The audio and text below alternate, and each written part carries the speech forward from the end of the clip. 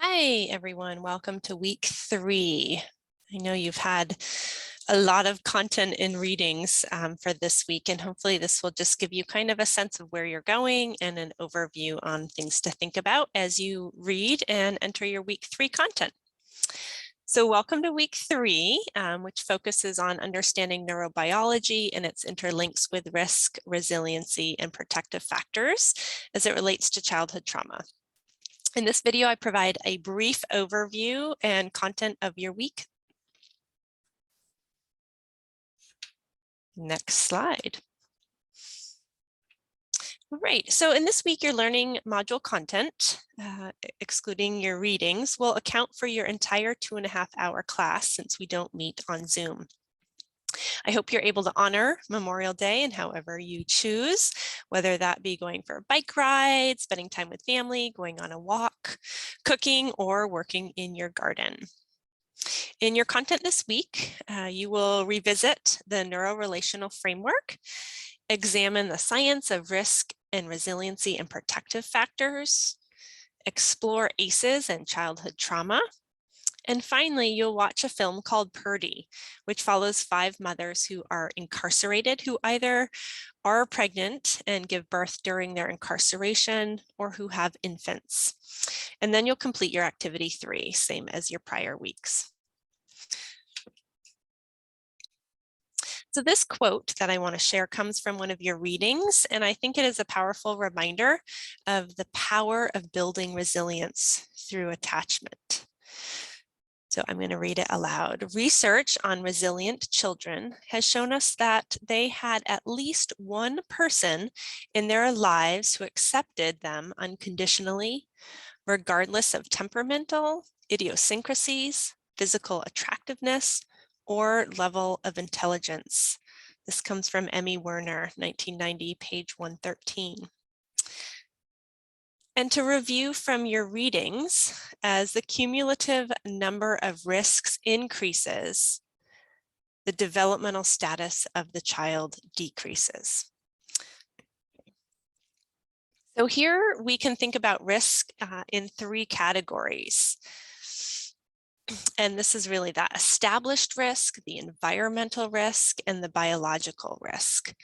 These are described in detail on page 60 in your text, Understanding Early Childhood Mental Health.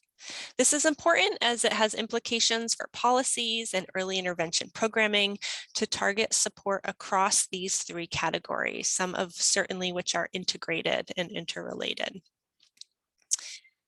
So we know, in looking at the right-hand column, we know from the neurorelational framework that risk factors affecting parent-child dyad can be particularly disruptive to a child's overall development. So these factors I review here are outlined in Connie Lillis and Janice Turnbull's Infant Early Childhood Mental Health, Early Intervention, Relationship-Based Therapies book. This is not a text you have, but I want to connect it back to your week 1 article.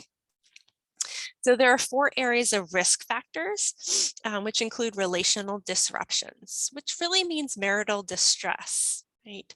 Especially domestic violence, or the absence of at least one consistent caring adult. And you might see this occur in foster care or orphanages in which an individual or a child lacks that consistent caring committed adult. The second risk factor is familial psychopathology or addiction, and which may be familiar to many of you as you've previously learned about mental health challenges. And this includes intergenerational predispositions toward anxiety, depression, and other mood disorders, and substance use and abuse disorders, parental history of abuse or neglect. So all these components adding to what we know as risk factors, right? Not surprising. The third risk factor that the neurorelational framework discusses is learning disruptions, in which the parent or child have an overly narrow focus on learning engagement. So this can be seen through inconsistencies in engagement of activities or distractions, which usually links directly to responsiveness. So let's think about if your child, if your response to a child's needs is continuously continuously disrupted. This in turn disrupts their development of regulation and attention.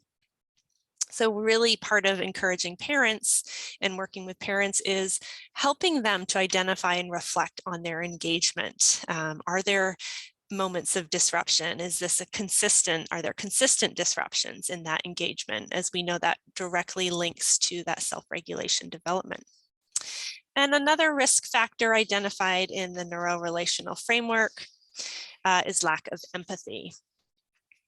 Some also regard this in terms of inappropriate eye contact, which has some implications for thinking about responsiveness.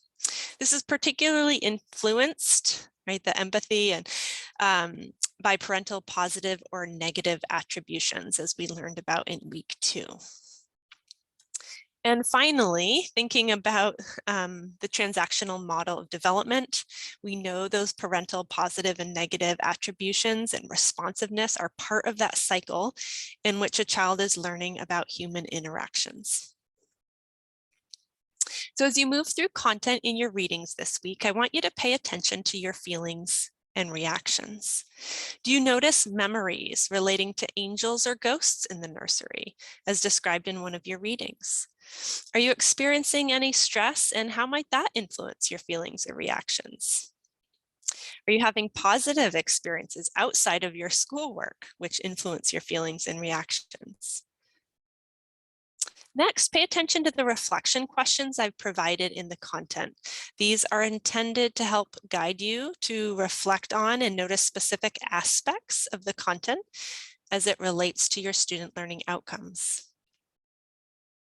Whoops. And finally, I encourage you to keep notes on specific readings, pages, or resources or links that you want to come back to or want to share in the future. In addition, you might want to highlight or write down quotes that resonate with you. All right, so as you prepare for week 4 content, right, this is still a week away, you'll notice it's set up as the prior weeks. Your week 4 learning content will open on Monday, May 30th at 7 p.m. and will be due prior to our Zoom class on Monday, June 6th. Also, as an assignment check reminder, have you signed up for your group child psychopathology presentation? And have you identified a family to work with for your family assessment project? I hope you have a great week and find some of the content engaging for your own learning.